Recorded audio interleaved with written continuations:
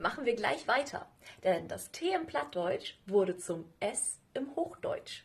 Hier die Beispiele dat zu das, grot zu groß, Borde zu Wasser und nat zu nass.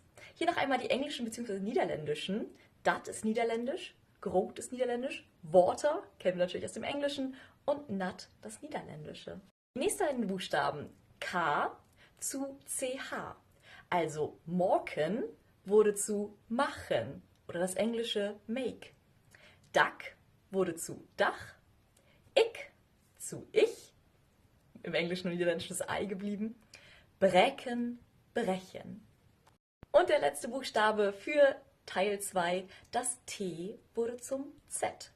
Also Tung ist die Zunge, Tiet die Zeit, im Englischen Time, Holt wurde zu Holz und der Tuch der Zug. Und auch hier wieder der kleine liebevolle Reminder, es gibt Ausnahmen von diesen Regeln natürlich. Es gibt natürlich auch eigene Vokabeln im Plattdeutschen.